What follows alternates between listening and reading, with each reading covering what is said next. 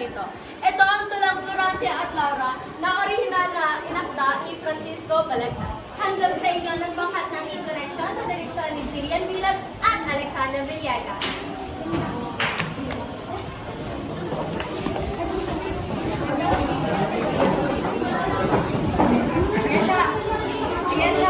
Kay tagal ko, namakilala ng mga Pilipino ang aking mga aklat mula sa inapis at dagat ng lupa tulad ng nagdurudin. Ang aking pluma ay ang nagsiklab ng sulot tungo sa inspirasyon at nasyonalismong hindi inaasahan ng mga Pilipino. Para sa aking mahal na Celia, hindi ka lamang basta halaan. Isa kang ilaw at nagsilbing mapa ng bulag na hanggang ngayon na nagsasalaysay ng aking mga inalakit at pag-uusap sa aking mga mambabasa. Tingalain niyo ang isang akla ng makata sa Celia.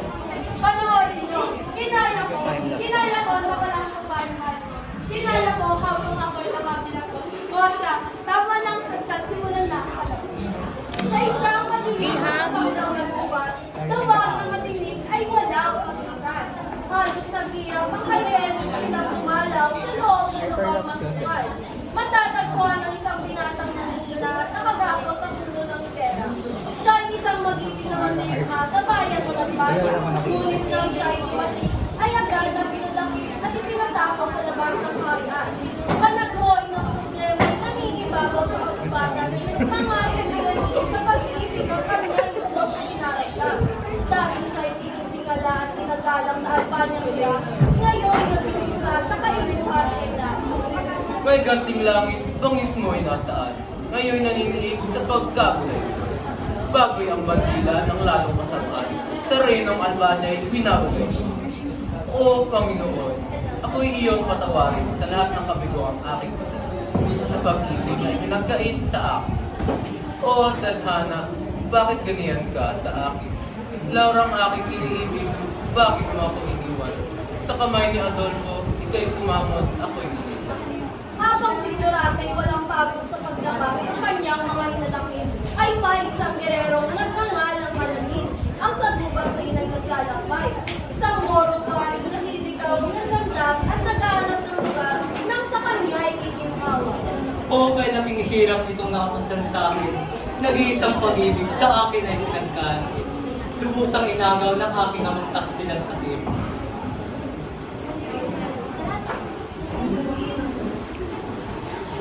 Napatigil si Aladin sa kanyang paglalakbay sapagkat nakarinig siya ng mga panangkoy ni Dorate. O Laura, Laurang aking iniibig. Ako'y iyong pinagtaksila at iniwan. Hahayaan mo lang ba akong nakagapos dito sa kagubatan? Mag-isang nagdurusa habang ika'y na kay Adolfo, nagpapakasaya. Nais man kita ang kalimutan. Ngunit ang ngalan at ganda mo ay nakukit na sa aking isipan. Alam ko hindi mo makatayin ang mahal mo sa kinakaisa. Tila isang tadhanang pinagtagpo ng dalawang magkaibang Diyos ang pinaniniwalaan. Hindi inaasahang hingi mo kang puso na iba ang sinanggalingan upang tulungan ang kapag puso'y luhaan. Napakapayat naman ang kanyang tadhana. Napakapayat naman ang kanyang tadhana. Kahabag-habag at tila wala ng pag-asa. Ika'y huwag mag-alala at ika'y tutulungan at gagabayan ko. Isang mabangis at pusong hayop ang narinig sa malayo. Natulugan ni Aladin ang paparating na ngayon. Pinangunahan ng pag-aalala ang kanyang pusong kadol. Tulong! Saklolo! Ako'y ninyong tulungan! Kung sino man ang makakarinig sa akin, ako'y nandirito at nakagapos! Ang tulog na yun. Kailangan mo lang magmadali bago lipa ang lahat. Mga bangis na hayop ko inyong harapin. Huwag saktan ang binatang walang kalaban-laban. Bagkos ako inyong sagupain.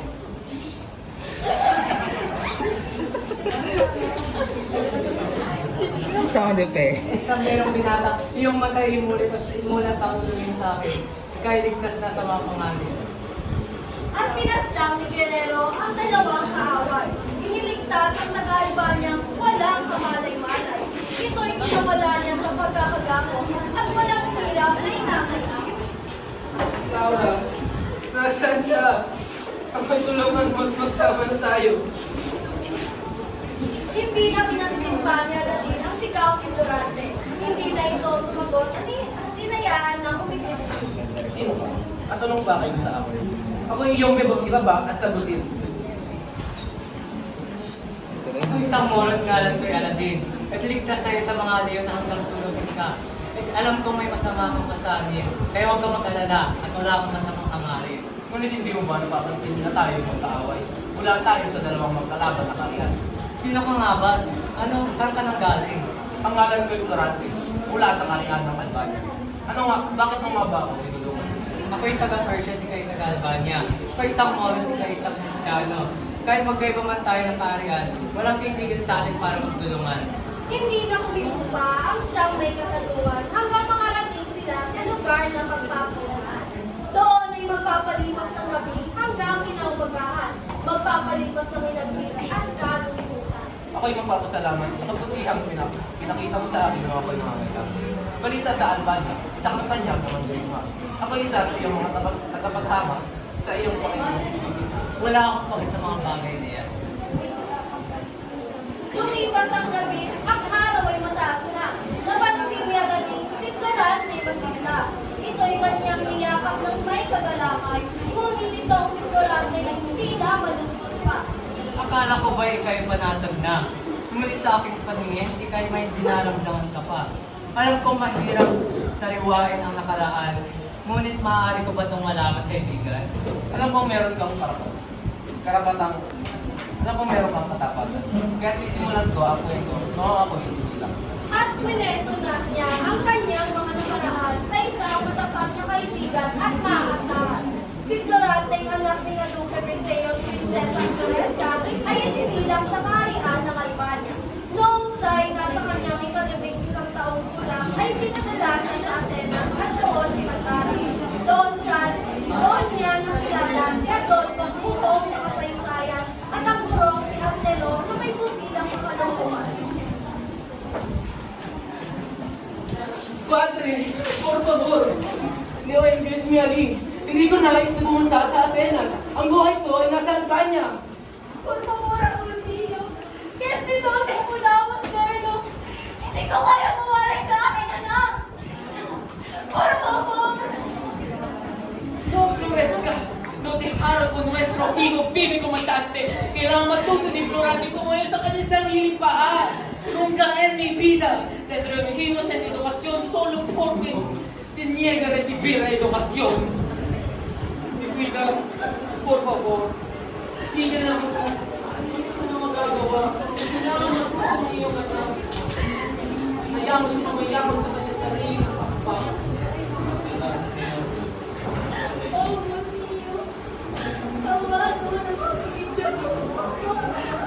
Linisan ni Florante ang kanyang bayang minamahal at inang tumatangis. Dala ang panibagong mga pagsubok at naglalagabdab na apoy sa pagkatuto papuntang Atenas.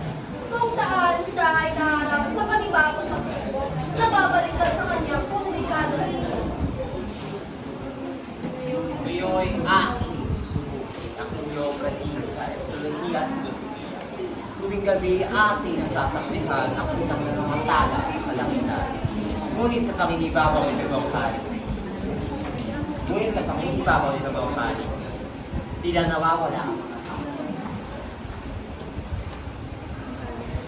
Talas ng isip ay inyong paiyarin at ang aking tatanungin sa iyo. Bakit nadala ko ang mga talas sa kalangitan ng iyong pakapaliwan? Adolfo, sundin ikaw ni si Lenong matalino. Kaya magsalita at kami mag-isipin. Ang mga galing nagdalaw tuwing magsabi ng umaga sapagkat kanila'y ipinapasa ang pwegong kaling nitong kay liwanag. Sila'y muling lumilitaw kapag namamay ka na ang araw. Ang mga taling nagsisilbing liwanag sa gabing madilim.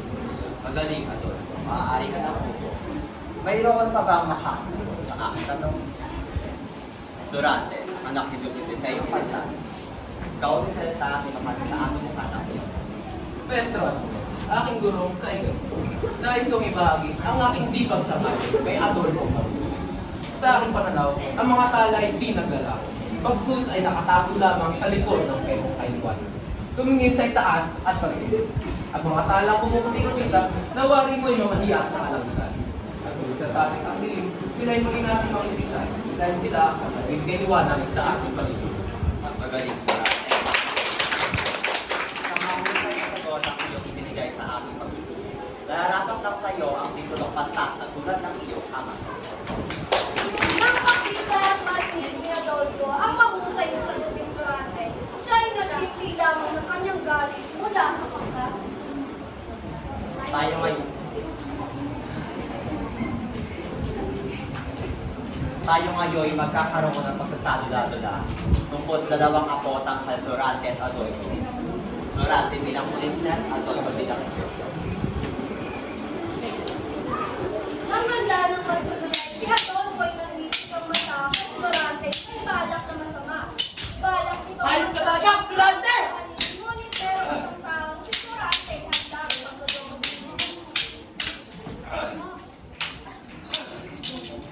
Ikaw, Florante mo nagaw! Dapat sa'yo mamatay! Ikaw, Rodolfo, ano nangyari sa iyo? Nasisira ka naman ang ulo. Ang pagsasandala ay iyong hindi mo kailangan gawin ito. Pagkaraay si Florante nakatanggap ng liha mula sa Albanyang sinilangan. Ito ay pinadala ni Duque Eliseo ang kanyang amang tinamahal. Daling-daling binasa at inalam ang tinatamas. Yung ina. Bago ko naman ako inipan. Kaya hindi nakasama ng matagal. Ako'y pupunta sa aking ama at siya'y nadumayan. Si Florante binasa ang liha na naglalaman ng pagkawala ng ilaw ng tahanan. Uuwi siya sa Albania at magpapaalam sa bayan ng Atenas at sa kanyang buhol mga kaibigan. Ako'y magpapaalam sa inyo at magpapasalamat. Magpapasalamat sa lahat. Nang makalipas ang 2 buwang paghinang isang sulat na naman ang dumating upang sundin si Florante. Sa pamamahalang ni Florante sa kanyang paaralan, isang tagubilin ang pinabaw sa kanya ng maestro niyang si Angelo. Huwag nang pag-ingatan mo ang ganting handa ng ponya. Pag-ingat na parang masisip. Tuka na ang ibig ng isa. Sa takpat, huwag kang magpapangalaga. Pero kung ang lalim ng kanyang lasa. Sa tagahig, bihim na itanda ng may paglaban sa akin. Naging madamdamin ang pamamaalam ni Florante sa kanyang mga kamag-aral, lalo na sa matalik niyang kaibigan na si Venancio. Halos hindi na ito kumitiyo sa pagkakayakap sa kanya, kaya napahintulutang sumama. At nang sila'y makarating sa kaharian ng Albania ay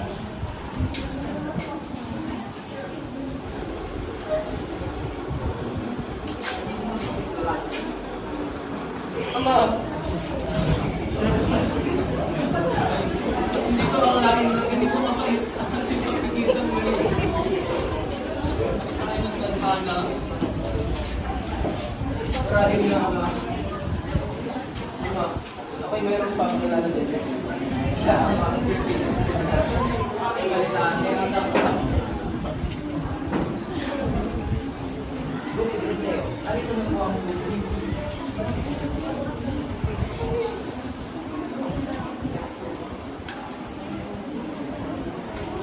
Ito'y galing sa iyong ninuno na siyang muna sa portuan na kailangan niya ng tulong ni Haring Linceo, ang gugkog ng mga kaaway na Moro ang portuan sa pamumuno ng kilapot na si Bakit General Osmani? Ano pa siya nyo na mahal na nungay?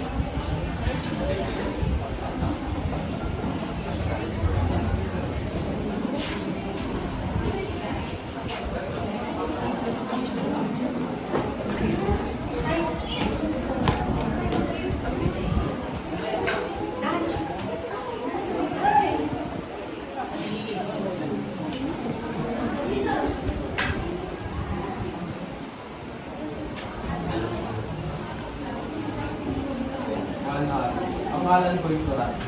Anak ng Duque sa inyong pinagdagan. Aking natanggap ang inyong liham bukod sa aking natungkulan. Tumindig ka, Florante Magini. Ako si Haring Linceo, pinuno ng Arian ng Albania. Kahit ko naman sa akin, aking anak sila.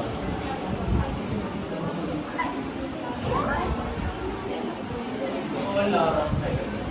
Ito'y aking nagagala. Makilala. Ako'y masayain at nakilala kita. Sana tayo'y magkakilala pa upang maging magkaibigan.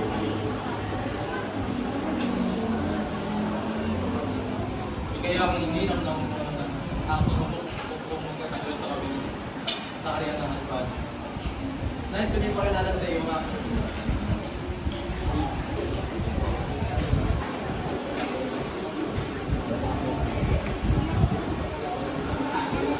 General Usmanin ang namumuno sa kanilang partido. Sa isang dalubas na may pagsagupan sa mga lipasan.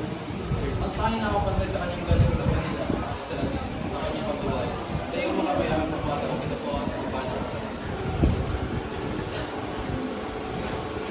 Aming di mamalayan na ang aming puso ay isa. Hanggang sa kami naging magkasintahan at lubos na nagmamahal. Ngunit panahon sa iyong kayo. Ang kailangan mo ng panas upang makiligma at ipaglaban ang bayan ng aking mahal. Ngayong araw ng paikilig mo, ikaw, Florante, ay pagsagupa sa mga morong mapapagsik sa labanan. Ito ay iyong laban para sa bayan sa iyong pagmamahalan. Oo, Florante! Ika'y mag-ingat sa pakikipagsabupa sa labanan. Mga tuhan na ika'y babalik ng buhay. Laura, kayo aking babalikan. Pangako yan. Tatalunin ko gaano mang kagaling ang mga kaaway upang ikay masilayan. Paalam, aking Florante.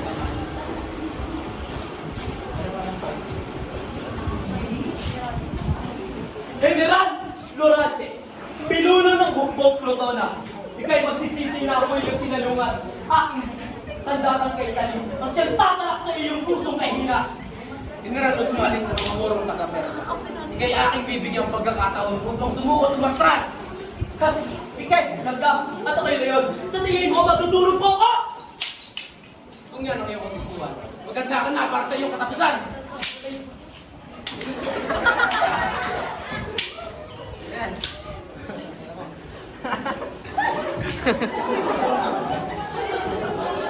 Tumurong na ako, mamuruman na ako. Tagumpay ang pagtatanggol. Tagumpay! Mabuhay si Florante! Mabuhay! Mabuhay ang Albania!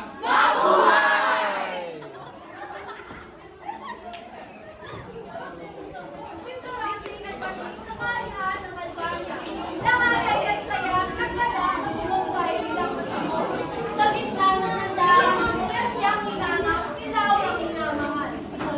Siya'y kinamusta, tiyak at mabalit.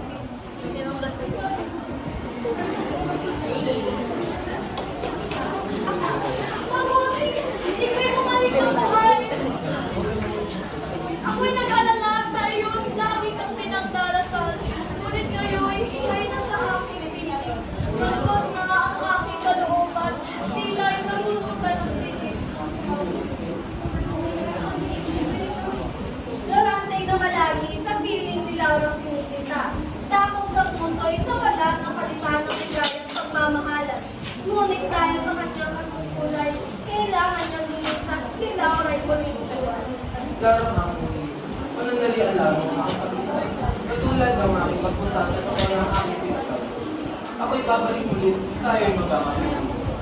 Sa iyo ng iniwala, ang iyong pagbabalik ay ang aking pananabikan.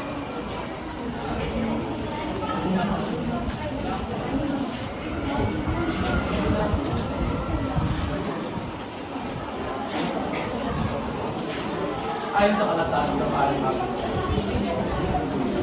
Kailangan kong bumalik sa arianan. Sa iyong pinatawag. Aking iiwan ang pamamahala sa atin. Ngayon din ako lilisan at tutungo sa Albania. At lahat na lumisan si Florante upang tumugon sa tawag ng halo. Nang siya'y dumating sa kanyang nais, isang patibong pala ang para sa kanya ay nakaharap.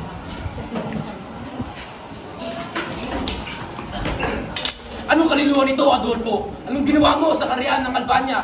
Anong ginawa mo kay Laura ang aking iniibig? Ika'y manahimik at ika'y aking binag. Ilang taon kong tinis, buhat at galit, aking kinikig, pati si Maria Marikit, tinagong sa akin. Ika'y di hinagawan at ika'y nawalan. Kung ika'y hindi naging saking mataksil, marami ikaw isang tagumpay tulad ko!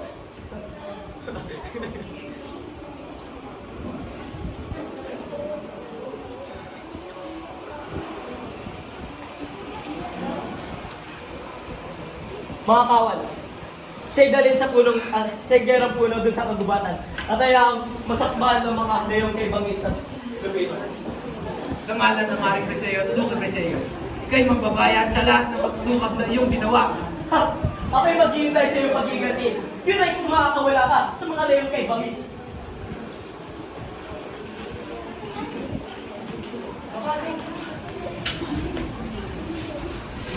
Yun yung nangyari sa akin. Hoy, yung mga cellphone ha, mamaya mawala na naman dyan.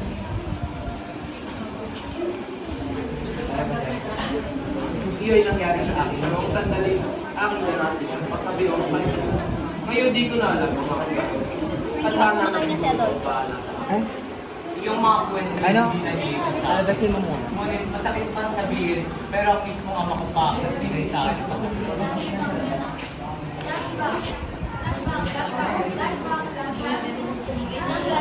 Kanyang nakukuha lahat ng kanyang nais. Kahit anong paraan ay kanyang gagawin. Si Freddy ay hinihirog ni Aladin. Sinisinta pa mula nung una sila nang marinig ang balita bumagsak na ang Ariang at Banyay. Agad siyang bumalik sa bayang milisan. Ngunit pagkarating, siya'y agad inapit at kanyang mulo'y hinihingi ng kanyang amang walang habag. Ama, ano ang aking kasalanan? Hinihingi mo ang aking puno. Naglilingkod daw ng tapat. Kay marahil tapat na naglingkod, ngunit ang kamay dugong dumadali sa iyong puso't kalangat, ikay di malilimutan ni Jared ang aking iniibig. Ama, paano mo ito nagawa sa akin? Alam mo naman si Kelly na lang nagbibigay sa akin ng ligaya. Tama na ang iyong pagdadalamhati, sapagkat iya'y di kayo lilistas. Dalhin siya sa kaitan at do'y kanyang buhay piniling. Mahal na Sultan! Hindi Aladin mo ko wala! Aking ibigay lahat! Naging ang aking puso't pagmamahal! Kelly na aking hero. Huwag mo ito gawin. Mahal, suwain mo ako. Hoy! Tawan! Aking hatol ay nagbago, si Aladin ay iyaang mabuhay. Ngunit siya'y patapon sa malayang kasabatan, upang siya'y di nakapagsagapan para sa aking Hoy! Kelly na! Kelly na aking mahal!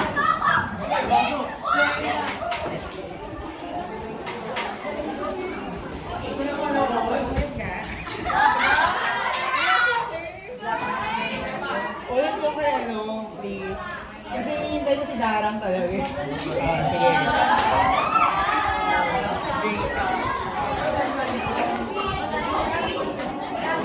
Sinta. Lansa.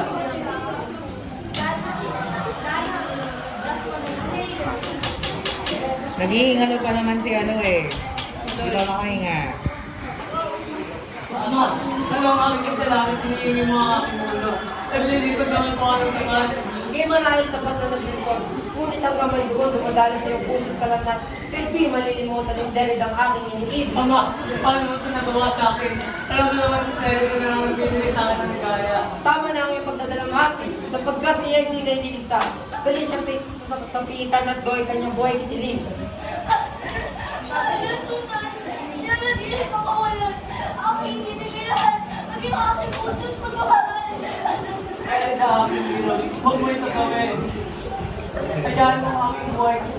Mamahalaga hindi kayo masaya sa malaya. Aladin aking minamahal! Pagkawarin mo ako hindi ko makapaligid sa aking kapalalig na buwan ng buhay!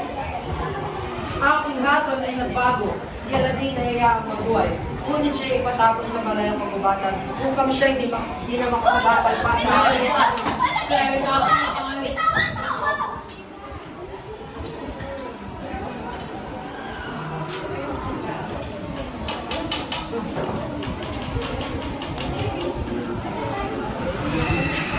Alex, okay na siya? Wag na wag na magkapa.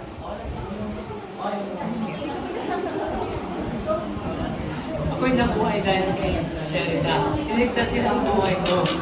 Pero ang kapalit ay ang kanyang kaligayahan at kalayaan. Ang ating pagkasabihin niya kung kaya tinapakita tayo pinagtagpo dito sa kasbatang waring kulungan ng mga kapaspan. Dahil sa nangyari sa atin, tayo dito umupo at mag-isip kung paano natin haharapin ang ating kasalukuyan. Sa kabilang dako naman ay... Oh, Florante! Ika'y nasaan na? Sana iyong natanggap ang aking liham na siyang naglalaman ng kasalukuyang katayuan ng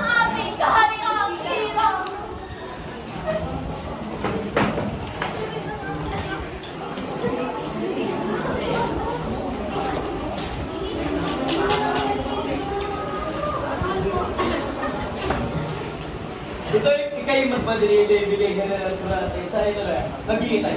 Siguro siya ay tatapat sa iyong diyang at bumalik dito sa karyan. Masusunod ko pa. Aking tapat na tagapaglingkod, ika'y aking inaatasan na itong sulat ay kay Floranting Gili ibigay. Ikaw magmadali bago makulit makarating ang huwad na sulat ng aking ama.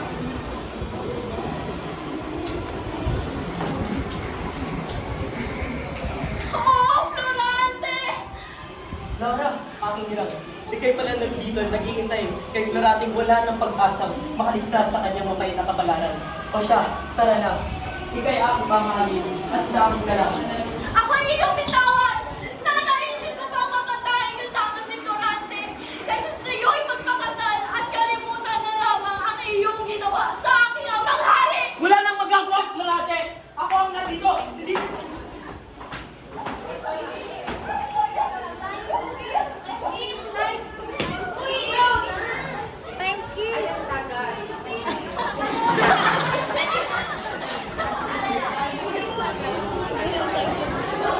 Hindi wala nang makakasan pa, Laura! Kaya kami, ika'y akin!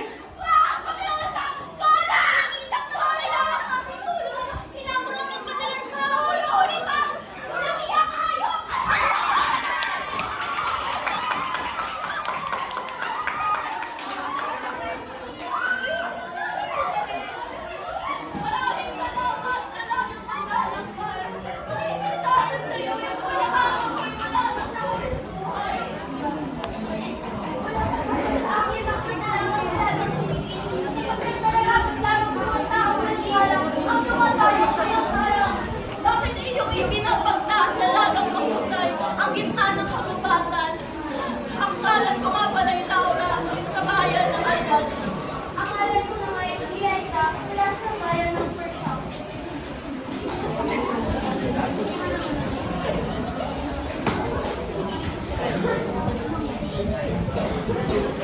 Yung narinig ba? Yung dalawang babae na kausap. Halika natin na ang ating malaman. Flaring down naman!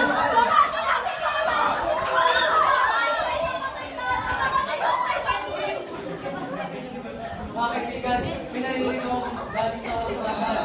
Diyan na kayo! Florante! Pinadro! Buti naman kami inyong nakita. Ang pinalaya ang Albania sa kamay ni Conde Cirino. Pumunta dito upang takikin si Adolfo. Maraming salamat, Fernando. Makakapagpahinga na ang aking amang hari sa kalangitan. Florante at Laura, ngayon wala ng ating mapinuno sa Albania. Nais kong malaman na kayo na. Nais niyong malaman na kayo na namumuno dito. Sina Florante at Laura ay kinasalan ng puno sa kaharian ng Albania. Sinala din at Teresa na kayo ng pamilya maging ganap na Cristiano na mamatay sa susan harian. Sinala din at Teresa ang namuno sa Persya ng kaharian ng mga Moro. At diyan nagtatapos ang kwento ni Florante at Laura. Muli, ako si Francisco Balagdas, nagpapasalamat sa pagtangkili at pagrespeto ng aking akdang